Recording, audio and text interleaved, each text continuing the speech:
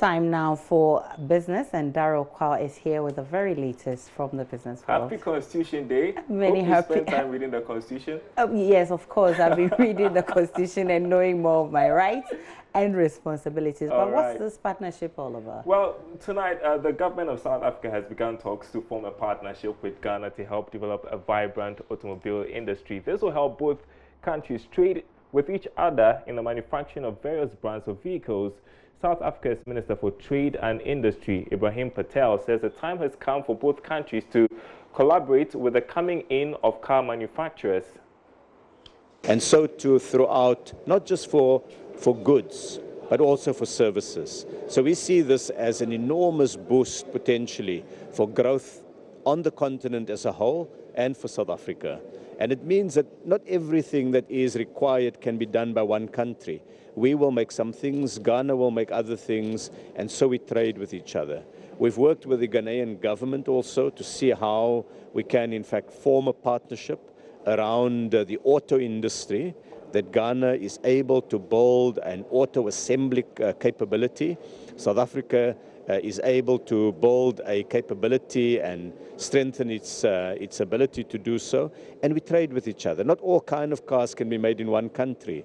So Ghana may specialize in one type of vehicle, South Africa in another type of vehicle, and we trade with each other. Ghana may make components, and Kenya may assemble vehicles from those components. That's how we create a greater wealth between ourselves. The South Africa Trade Minister also said his country will be submitting its tariff plan as part of requirements for the Continental Free Trade Agreement after parliamentary approval.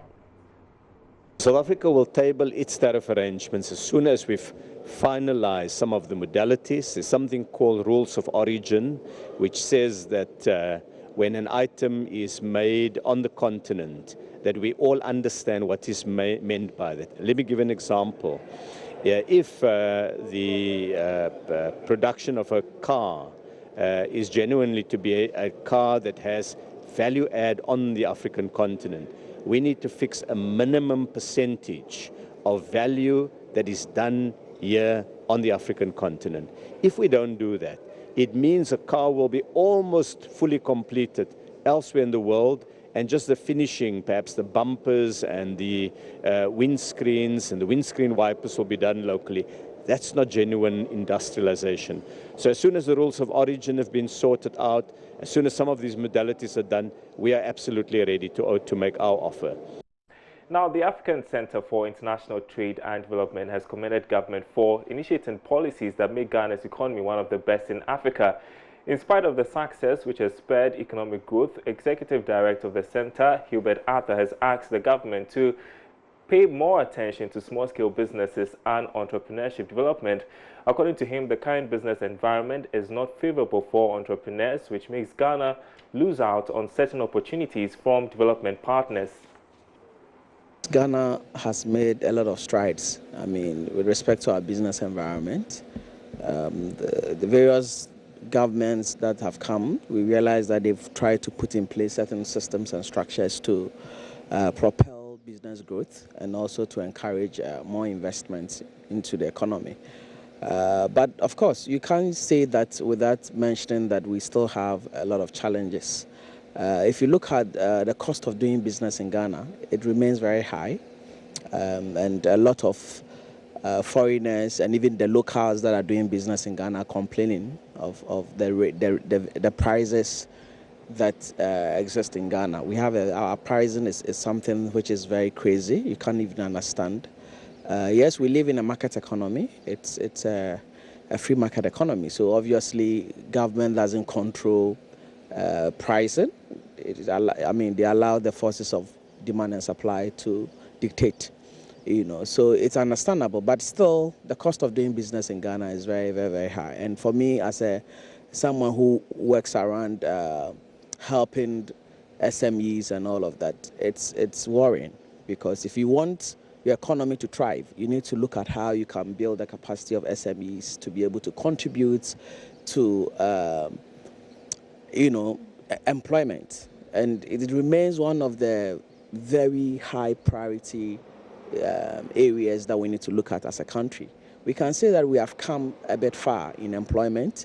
Government is trying to do its best to put in place certain measures, programs to create more jobs for the youth and all of that. But I think there's still more that needs to be done, So employment remains also one of the areas that it still needs to be, looked at,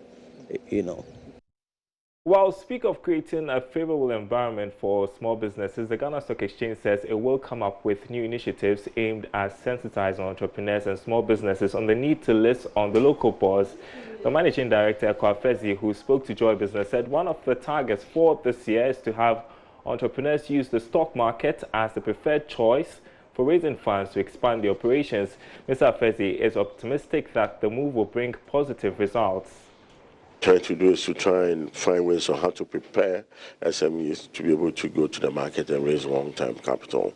So we just signed this agreement with the IFC in order to prepare companies, a few of them to start with, in order to get them onto the market to raise capital.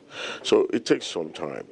So we will take a few of them to start with, prepare them. How do you deal with corporate governance issues? How do you prepare your accounts? How do you make yourself attractive in order to get investors to invest in those entities? It's going to take some time, but we'll make sure that we'll do a lot to attract some of them. Like I said earlier on, companies need to take a serious look at their financing arrangements. You can use short-term capital to do short-term things, working capital, etc. But when you're buying machinery, you are building and all that, you need to look at medium, long-term capital. And that is what we want to promote. No matter the industry that you are in, we need to make sure that you can use medium to long-term capital, whether debt or equities. And that's why we provided both platforms to raise equities or shares, again, very long-term, almost permanent capital, or do debt, which you pay back, but you can do 5 years, 6 years, etc. Like I said, we've had a few corporate bodies doing over 7 billion cedis worth of bonds. The bond market is largely influenced by the interest rates environment. So as interest rates slide down, improve downwards, we're going to see more companies go into that space. And that's it for this first segment of Business on Joy News Prime. There's plenty more after this break.